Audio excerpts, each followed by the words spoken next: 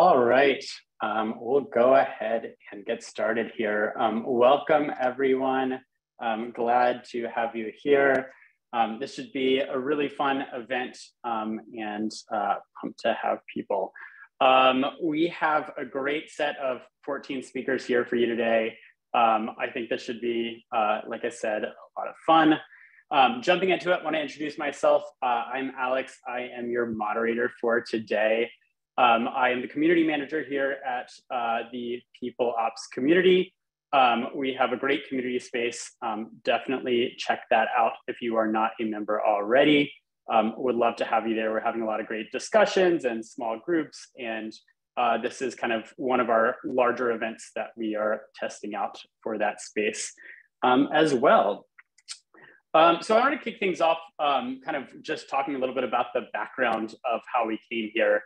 One of the things with the People Ops community is we focus a lot on how to make the most of your time. You've dedicated an hour to being here, and we didn't want to just do a traditional webinar where we spend, half the time giving introductions to everybody and then having one or two insights out of it. And so we really want to explore different new creative ways for bringing content to y'all, and hopefully just pack it with as much relevant information, takeaways that we can give. And so this is an idea that came together back in October. I think, it really came from wanting to elevate a lot of my favorite people in the People Ops space who I know have great insights to share, and wanted to kind of bring them all together into one space to kind of talk about some of those things. So really happy that everybody agreed to be a part of this. Like I said, just got a great lineup here. This space and this event is sponsored by ChartHop. I am an employee of ChartHop, and in the People Ops community, we are really focused on just resource sharing for the People Ops world, and happy that ChartHop has given us a space to do that. If you're not familiar with ChartHop, it's a really awesome people analytics platform. Would definitely recommend that you check it out. We have our CEO Ian on today to kind of kick things off here. But I joined ChartHop via an acquisition, and joined it because I saw this platform as one that the people operations space could really use. I think we're building something really special for the future, and just really excited to kind of be a part of that and have them as our sole sponsor. With that, would love to go ahead and kick things off. Just some quick logistics here. We're not going to have a question and answer session, but feel free to jump into the chat to ask your questions. We've asked the speakers to hang on after their talks and answer any questions you might have there. And yes, this will be recorded, so if you need to leave early, we will be sharing this with you afterwards. All right, and without further ado, would love to go ahead and get started. And we will have CEO of ChartHop, Ian White, kicking things off. So Ian, I will go ahead and pass over to you. All right, awesome. 2 minutes to talk about something near and dear to my heart, which is open people data. It's time for your tech to play nicely with others is what it comes down to. And I think that we're in an inflection point because as technology purchasers, as users of software, the way we use applications, it relies on this flow of data from open systems. So whether it's syncing payroll or identifying new opportunities by visualizing data in one place or pushing out alerts, open systems are key to successful business operations in every function. And so, while I think this impacts all operations and business leaders, it's especially important for us as people ops leaders, because historically, open data exchange is not something that HR tech has done well. And so leaders need to ensure that their tech partners can adapt with them as their business changes, their tech stack changes, and as their technologies can play well together. And so that means choosing partners who've invested in APIs, and even more importantly, are committed to the philosophy of maintaining an open system. And this has become especially important in the last couple of years. nearly 80% of IT leaders indicated that COVID-19 made integrations more of a priority for their organization, and more than 60% said that they are allocating more resources to integrations. But despite all that, today in 2022, almost 2023, it's not a given that all vendors will embrace APIs and open systems. Especially in HR tech, many vendors will lock down their systems, or they have siloed data, or they don't have a robust API, or they charge fees for API access. And that ultimately prevents everybody from building robust integrations. So it's a good question to ask when you're adding to your stack. What is your philosophy around open people data? I could be wrong, but I think in 2023, we're going to see more orgs and more vendors embracing an open people data mindset. But we'll see. If there's one thing we learned from the last couple of years, your stack today is not going to be your stack a couple of years from now. And we all need software that can be responsive to change. So that's it for me in 2 minutes, and hand it back to Alex. Awesome. Thank you so much for kicking us off, Ian. Great to have you here. All right. Next, we have Michaela. Michaela's a good friend of mine. We go way back to when I was working with her at my previous company. Always loved her approach to the space, and great to have her here talking about the remote versus hybrid model.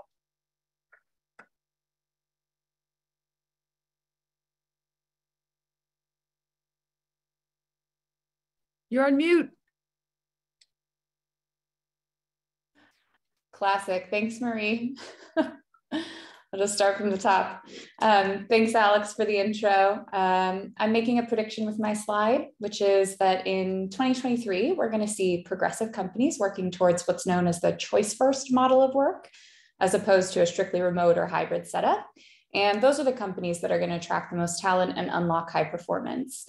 A choice-first model is simply one that seeks to increase employees' options and flexibility. And it's not just in terms of where they work, right? Like that's a very limited view. It's actually across the entire employee value proposition and life cycle that we're seeking to maximize choice. And you can see here some of the areas where that increased choice could show up.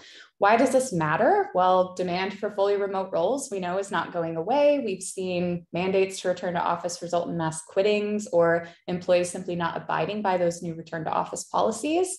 But I maintain that many remote job seekers aren't necessarily after a fully remote role. They're after maximum choice and autonomy in their work lives. And who wouldn't be, right? Like just as enforced remote working in the pandemic didn't empower people to deliver their best necessarily, enforced office-based working is unlikely to get the best from people either. And that's why employers need to find new ways to motivate the results they seek from people. And I think choice is the key. Why might I be wrong? Well, simply put, some companies aren't ready for this level of empowerment or autonomy for their people. They're still subscribed to that principle that the best work happens where they can see it. And another reason could be that a major benefit of the remote model is usually cost savings on office space, right? But a choice-first model could actually carry that cost forward, plus have added expenses associated with increased offerings. So those could be additional barriers to the practicality or feasibility of this. But the bottom line is, companies that are eager to unlock high performance of their people, they have to be ready to meet employees where they are today. And going choice first, I think, will increase employee motivation and engagement potentially better than an exclusively remote or hybrid setup. And I'm going to drop my link to LinkedIn in the chat if anyone wants to continue the conversation with me. Awesome. Thank you so much for joining us, Michaela. That was great. Up next, we have Morgan. Now, Morgan is somebody I actually met this year in person in New York. And immediately when I started talking to her, I thought she had a great understanding of this space and just kind of the resources and insights that people leaders needed. And really excited to have her come on and chat about EQ leadership. Morgan, over to you. Thanks, Alex. Since I have a slide, I'm going to go very quickly. But with that being said, I think that companies are starting to respond to employees' needs in a very different type of way. Leaders are no longer statues, and I think we'll continuously see them displaying their personal self and an overall humanization of leadership. They won't be sitting in ivory towers, they'll be trying to be more relatable and show that they can identify what some of the issues that are plaguing employees and hear their concerns from societal issues to day to day.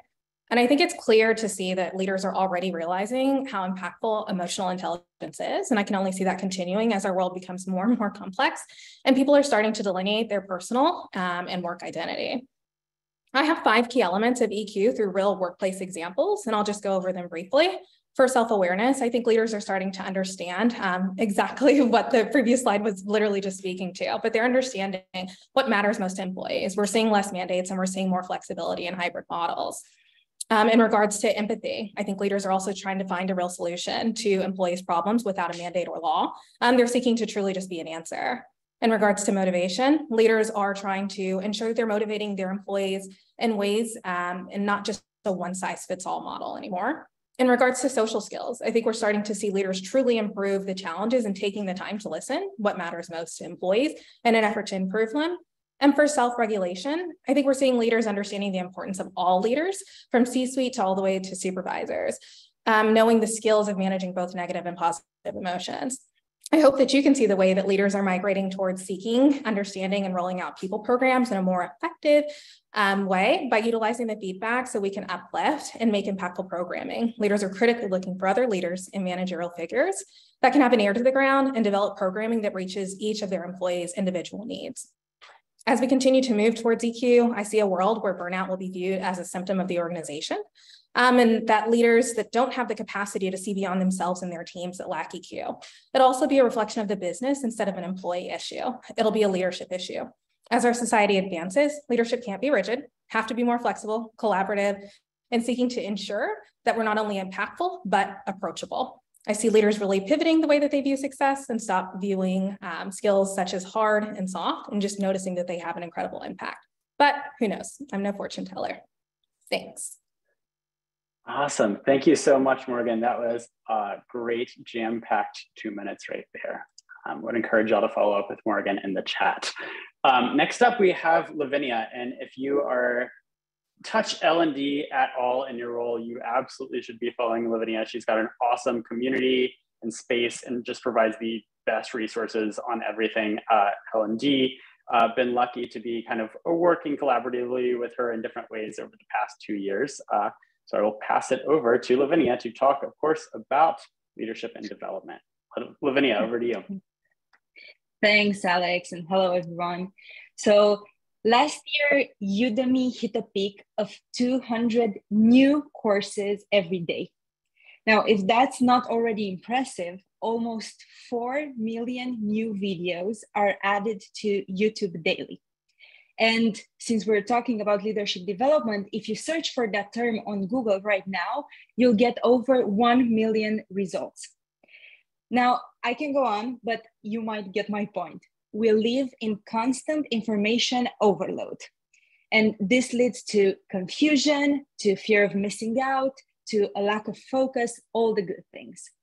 Now, if you work in L&D today, you're probably also adding to the problem, because the nature of our work and the perception the business has on us is that we're creators. We're content creators, training creators, course creators, whatever comes to your mind. But we can already see that is no longer needed. Information is already everywhere. So to keep on adding value, we need to turn our roles upside down. And we can do so by moving from being creators to becoming connectors. Now, the connector is the one that holds space for people and companies to grow. And it does so by paying attention to and amplifying synergies that are already there. You might have already seen the talent marketplace that connects people to roles, or that through social learning, you can connect people with each other, or that the rise of mental health and well-being conversations are nudging people to connect more with themselves. And ultimately, it's ever more important to connect our work as L&D to the business strategy. Now, all these synergies are already out there. We are the ones that need to step up. And I think next year, will be another stage of our journey from creators to connectors.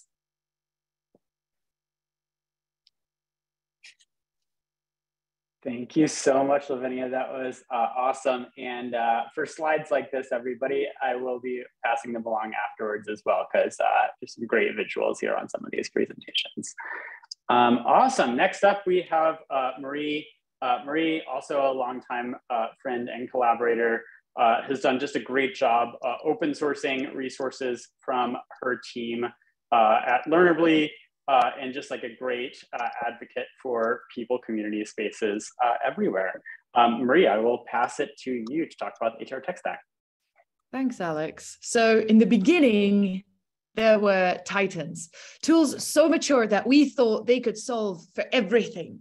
But that also meant that they were slow and not so agile. So to solve for this came innovation, one challenge, one tool. But that led us to having a myriad of tools because we have many challenges. And using them became unnecessarily complex. So we started recentering, and two types of major players emerged halfway between the two. Type 1, employee journey milestone tools. Think ATS, HRIS, performance tools. I'm going to do one thing and I'm going to do it quite well. And type 2 tools, transversal tools that span across the employee journey. Think resource marketplace or analytics tools. So type 2s evolved to be more relevant across each, talk about swearing, across each of the steps of the employee journey. But type 1s often try to grow features into other aspects of the employee journey. Think like an HRIS launching their ATS module or performance module. But that's not their strength. So why? If I'm not totally bootstrapped, would I ever want to use my HRIS as sprouting ATS rather than one that seamlessly integrates and that's just as good as in terms of levels? So tomorrow, I can easily imagine that they're going to start losing those features that they grew to try and expand into new markets, and that they're definitely not the best at, and instead start focusing on providing seamless experiences, evolving and iterating on expertise before scope. So they will index on integrations, echoing Ian's point from earlier, and seamlessly fit into a minimalist but expertise-heavy core stack made of type 1s and type 2s, but time will tell. Awesome. Thank you so much, Marie. Great to have you with us. That was an awesome talk. Next up, we have Melanie. Melanie and I also are fairly recently connected, but hit it off with her immediately. If you don't follow her on LinkedIn and work at an early stage startup, definitely recommend that you should. I think she's one of the best follows out there, kind of documenting her journey as a VP of People at Athena. Melanie, over to you. Oh, thank you, Alex. I'm super flattered. Okay, I'm gonna jump right in because I'm very anxious about this time boxing. All right, so as you all know, in the people space, we do so much more than payroll and benefits. Here's a handy list of just some of the things that we cover, right? Learning and development, DEI, employee engagement, mental well-being, right? So many things. Unfortunately, we've always been forced to be a teeny tiny team, and that seems likely to continue over the next year. The economy doesn't seem to be going in the right direction. And so what I'm predicting is that we will see over the next year, people teams really optimizing for lower lift, more distributed ways of working to try and really make do with as few resources and as tight of a budget as possible. A couple of ways in which I predict that this will likely manifest. One is innovative ways of distributing the load of the people function. So in other words, finding ways to outsource discussions and initiatives that would typically be led by HR. So examples of this might be, training managers on how to have difficult conversations, how to resolve conflict, how to talk about DEI, how to talk about compensation, rather than, what has historically been the way of things. You send them to HR to answer these questions, right? You send them to HR to resolve the issues. Another way in which I think that this will manifest is just greater ownership on employees to shape and drive their own engagement. Engagement is so important, and also 1 to 2 people driving engagement for a team of 200, 300, right? That it's going to be unsustainable, especially with limited resources and limited budget. An example of how we've distributed the load at Athena is we just told every employee, you've got $100 a month that you are welcome to spend in order to hang out with each other in person. And that way we're not having to coordinate every event for people to hang out with each other. They're doing it themselves, right? You're redistributing the load. And then finally, a higher demand for hybrid roles and HR tech stack / initiatives. So that's, for example, the obvious one, right? Maybe not emphasizing recruiters who can just recruit, but rather people who can recruit, who can do learning and development, who can shift into different things. And lastly, I'm gonna do it, Alex.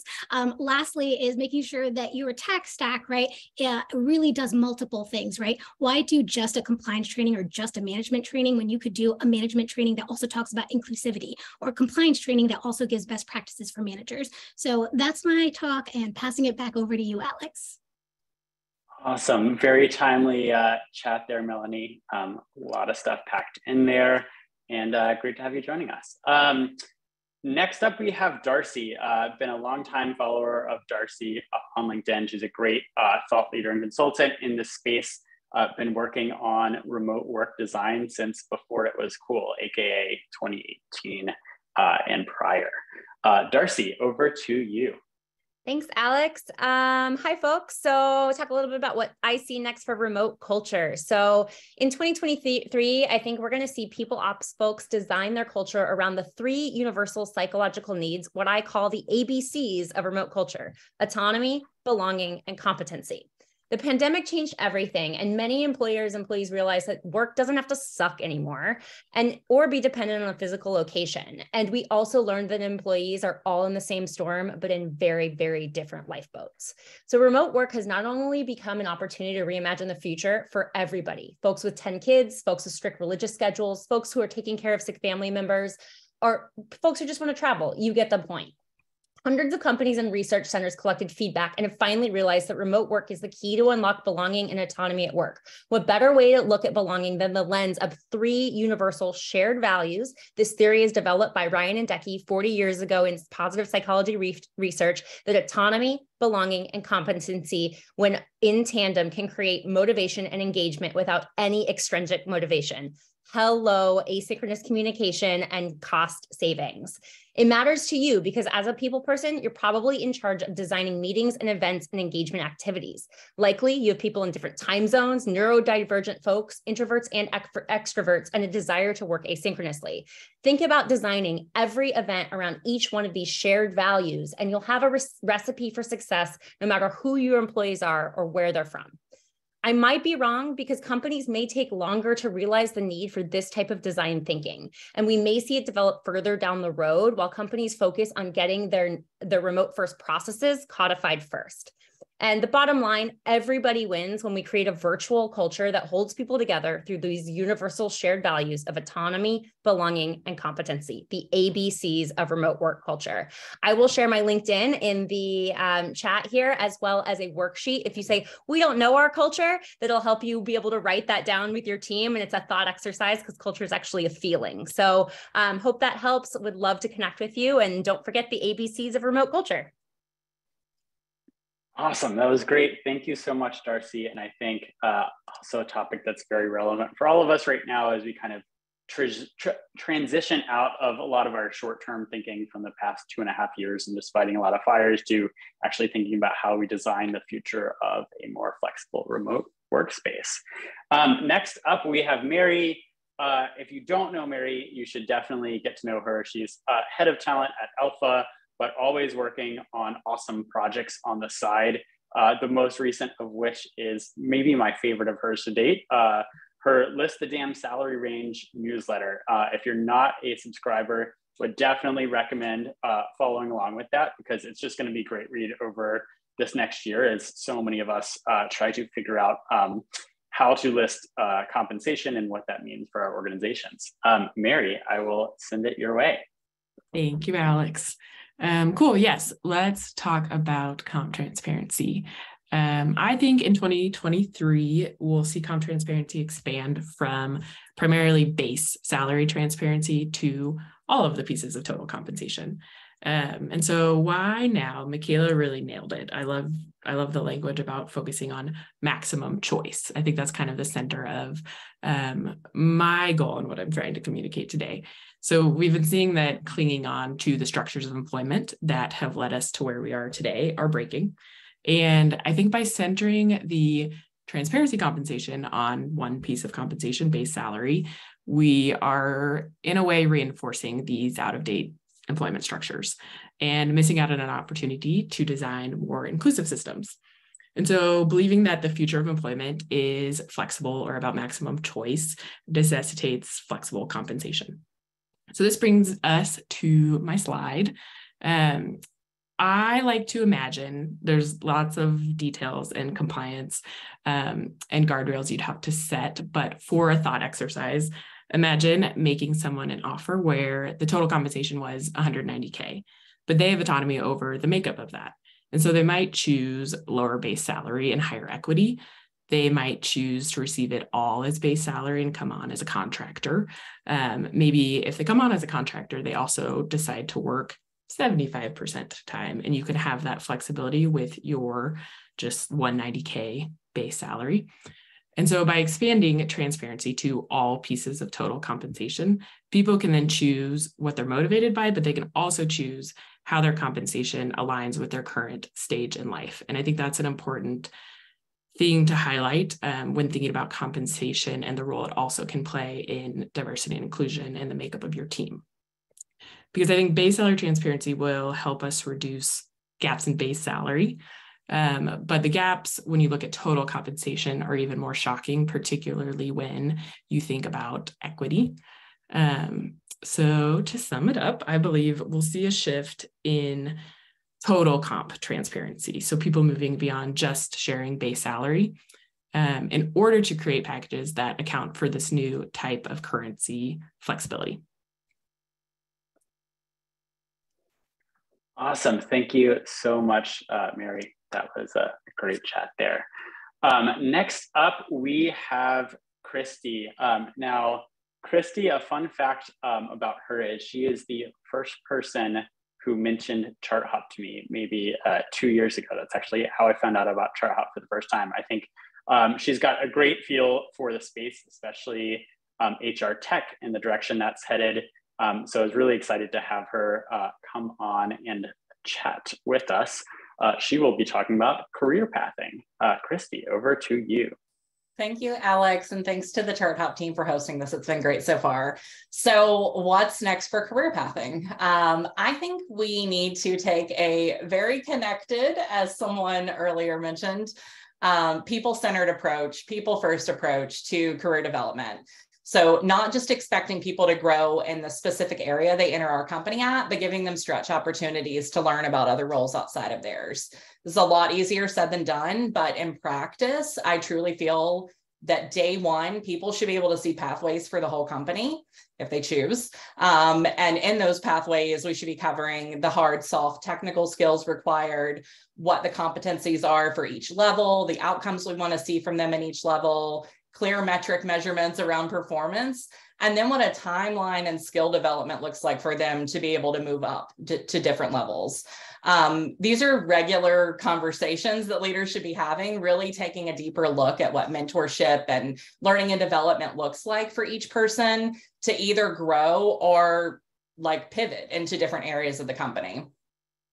Through consistent career conversations, growth surveys, we should be working to grow people in their careers based on their desires, not on what the company thinks they should be doing next. And I think if we have documented open communication, we keep open minds around each person's growth, we can really recognize and assist people as they grow with us.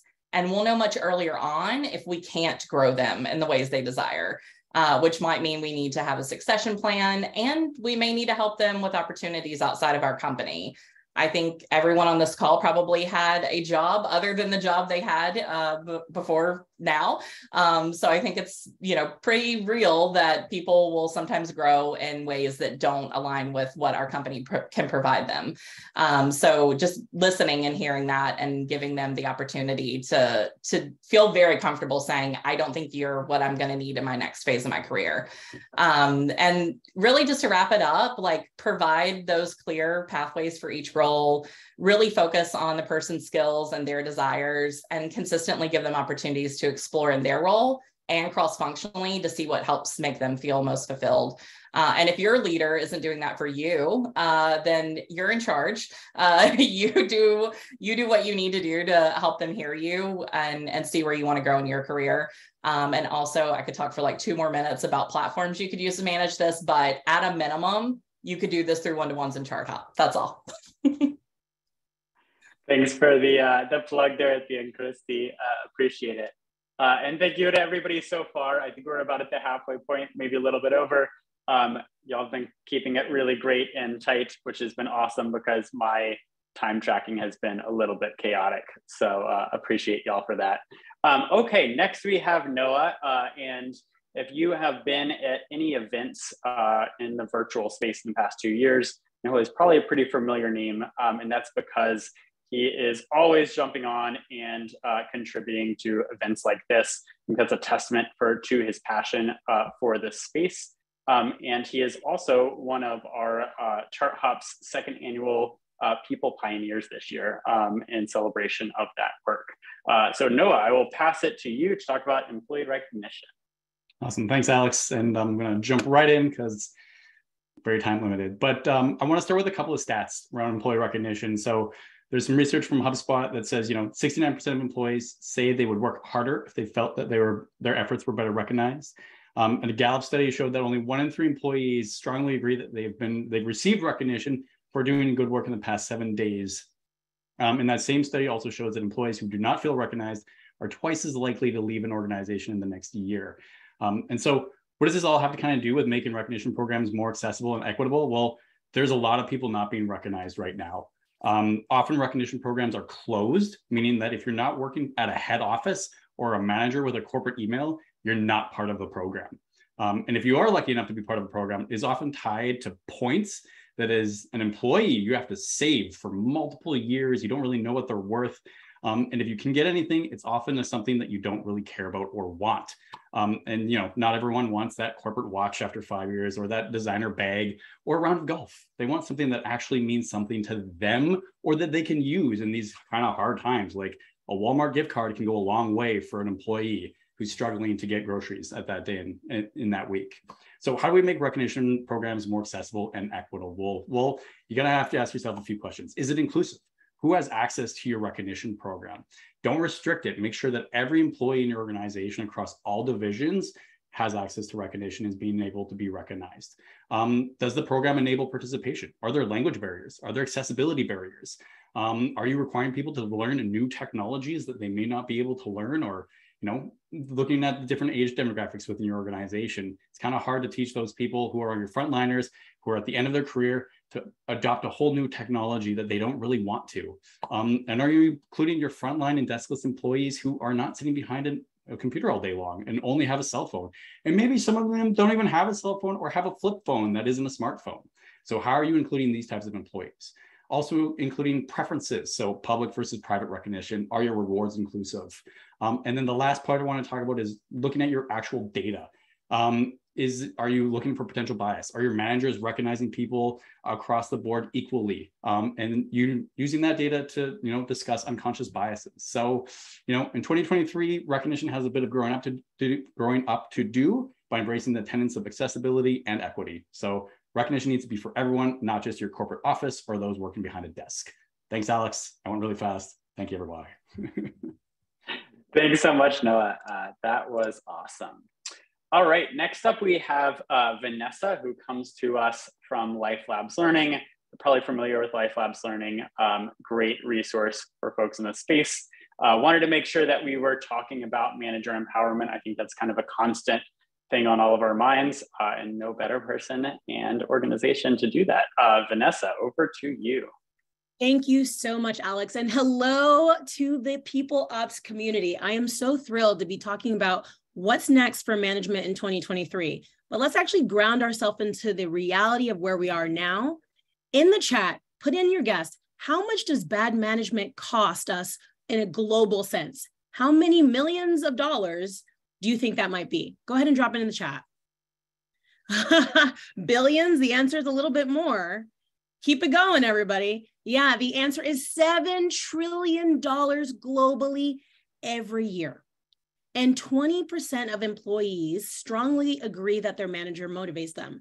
That's a very small percentage. And on the flip side, if you want to hear about it in the negative, 71% of workplace satisfaction rests on the relationship that an employee has with their manager. So a manager has outsized impact on a person's internal experience in the workplace.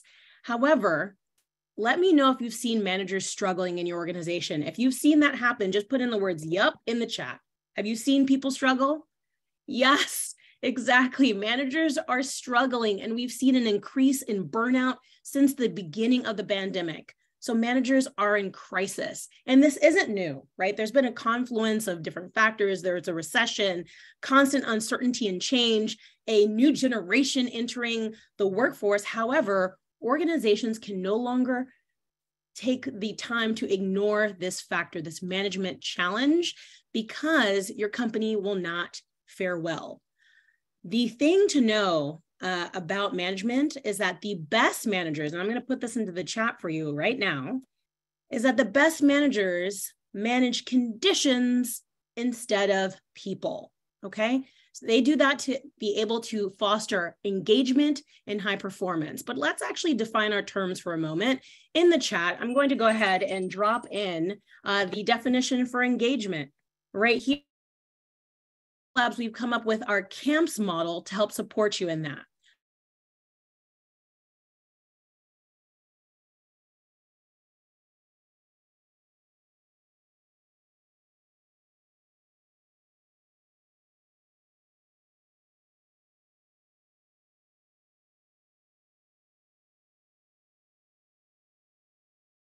Needs to do a great job. Great.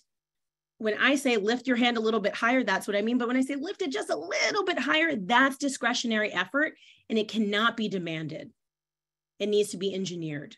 But we have 5 specific elements that managers can pay attention to in order to do so: certainty, autonomy, meaning, progress, and social inclusion. These are the 5 factors that managers can pay attention to ensure high performance and high engagement in the workplace. So if you'd like to learn more about this within the Life Labs learning paradigm, I'm going to drop a couple of links in the chat for you. First is our program menu, if you're not familiar with us, just to have a look-see here. And then finally, I know that's a big, ugly link there. The other one is to talk to a program consultant about your L&D adventures. It's a 30-minute conversation, no obligation, to help you uplift your managerial strategy at your company. So when in doubt, think about your CAMPS methodology, and at Life Labs, we're here to help. Thanks so much. Thanks so much, Vanessa. I give you a few extra seconds there because the stretch was a nice help for all of us, I think. So appreciate that 7th inning stretch there. Awesome. Next up, we have Kim. I've been a long-time follower of Kim and her way of thinking. I don't even know how many years goes back. Her role is now head of employee experience at Oyster, and Oyster is just one of those. I think you look across the HR tech landscape, one that I really appreciate, very authentic to their mission, and pumped to have Kim here to talk about performance management. Kim, over to you. Thank you. Thank you. So I'm going to just jump right in here. My prediction for the future of performance management is that we are going to move away from cyclical performance management structures and move progressively towards a continuous feedback model. So let's just fucking jump right in. So in terms of timing, performance is no longer going to be evaluated on a set schedule, like an annual or semi-annual performance review period. This saves HR teams the headache of chasing people down to perform and submit reviews because it's that time of year, because fuck that, nobody wants to do that anymore. Everybody hates the time commitment of once spending a week or days writing and discussing and trying to remember what happened over the last year. And it doesn't work. It sucks. Everybody hates it. So let's just not do it anymore, ever again. Instead, we will deploy continuous feedback channels in an ongoing way with the right products and practices to allow for frequent, timely, relevant, but still documented feedback. Soapbox. Because you will be getting your performance feedback always, we can finally decouple the conversations around performance management and compensation reviews. Performance will, of course, impact your compensation still, but as a broader picture of your ongoing performance and readiness for a promotion, rather than this two-part process of you've exceeded your expectations, so you get a raise. We automatically reward good performance with an annual merit increase. Like, it just doesn't make sense. So we're going to translate your consistent record of high performance into career growth, which comes with financial rewards. It makes a lot more sense.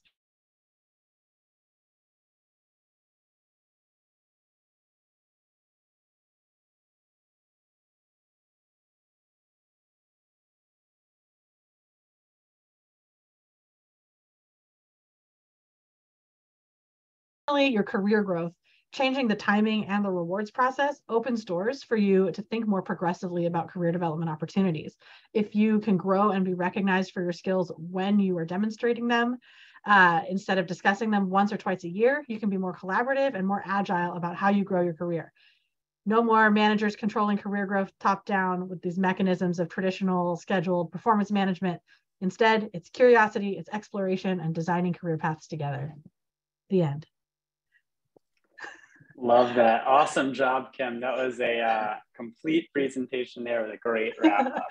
Thank you for the double hands.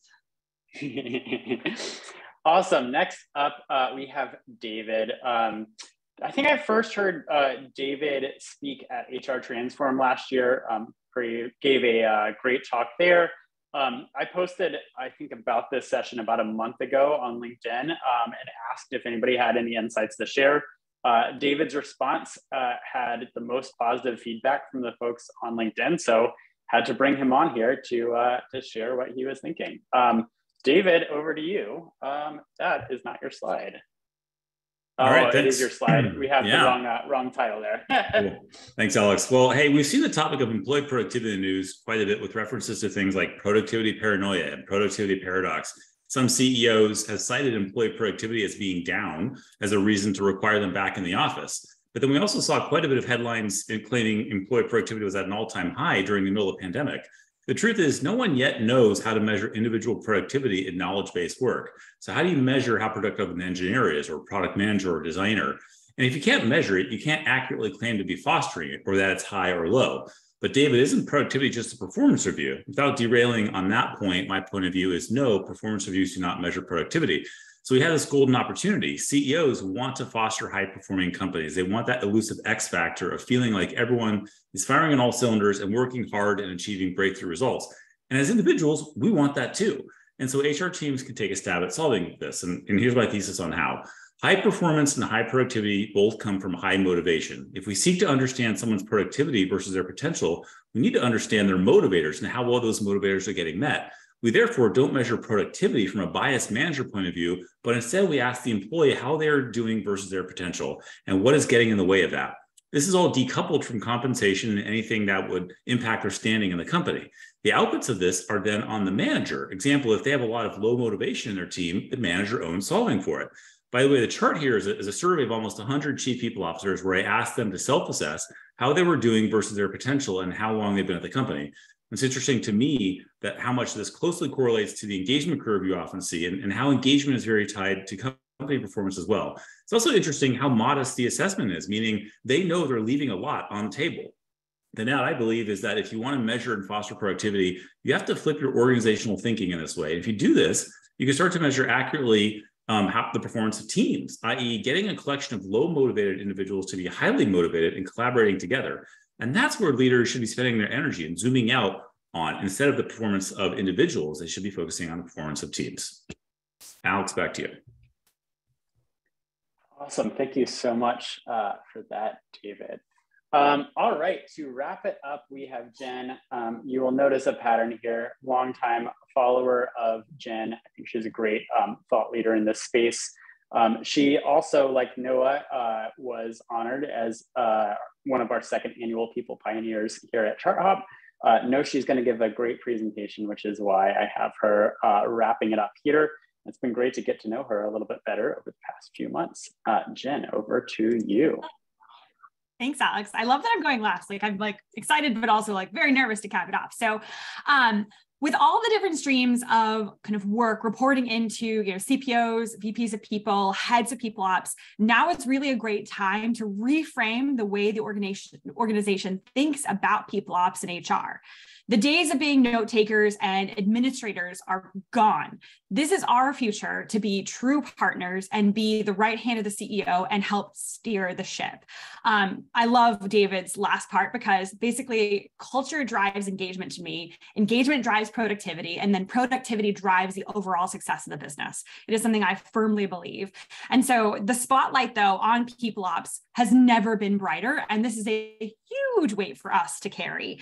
Our whole I feel like our whole career beforehand, we've been reactive, and now we're very proactive, and that happened really at lightning speed. And these organizations that we're working for crave forward thinkers and risk takers that are not only going to support and engage like we did before, but we're going to inspire and lead us now. And so really the first step is getting kind of that leadership seat at that leadership table. And I could talk about this for a long time, but I know I only have 2 minutes. So I'm going to go past like, hey, you got the seat. Now, how do you lead by example? And so you're getting these HR walls to come down, and you're letting that human side shine, and also coaching other leaders to do this. And why is that even relevant? Why do I want to do that? So employees need to feel okay to ask for help, to say when something's wrong, and even to say, hey, I'm feeling burnt out. And if leaders are not being vulnerable and human with what is going on and what they're working through, why would we expect the same level of vulnerability and trust from our employees? And so if we want people to come to us and tell us what they need, we really need to model that behavior that we're looking for. We need to be open when they come to us, and then we need to have a bias towards action of, what is going to make their lives better and how are we going to solve their problems. If you don't, then employees are going to bottle up their feelings are going to fester, and you're going to have these lovely seeds of detractorism. So leadership can do this by posting publicly and championing vulnerability and flexibility. Managers can do this by sharing their struggles and successes in one-on-ones. And then everyone at the company can just be honest about kind of what is going on in their lives. And so this is kind of what I feel is the future of culture, which is going to lead to kind of what is the future day-to-day and kind of leadership of the VP of people at a startup. So that's me. Awesome. Glad I trusted my gut there, Jen. Great talk to wrap us up there. I think good framing for this whole conversation. All right, y'all, that's about all I've got. Thank you so much for joining. This was a whirlwind. Thank you to all of our speakers who came on with this kind of chaotic idea. It's always a little bit of a logistical challenge when we pull this many people together for this short of a session, but I think we were jam-packed with a lot of great content there, and hopefully got some good follow-ups. Would recommend following anybody here on LinkedIn if you want to keep up with them. Lastly, back to kind of the beginning, our goal here is to obsess over the ratio of the time you spend with us and what you're able to get out of it. The goal here was to create a session that had a lot packed into it and to really make the most of your hour here. I hope we were able to do that, but I would love to hear your feedback, thoughts, if we meet that commitment or not. And if you have any ideas for future sessions, we would love to do some more creative things here. This is my email address, alex.hillary@charthop.com. Would love to hear from you. Thank you for joining us, and have a great rest of your day, everybody. See y'all.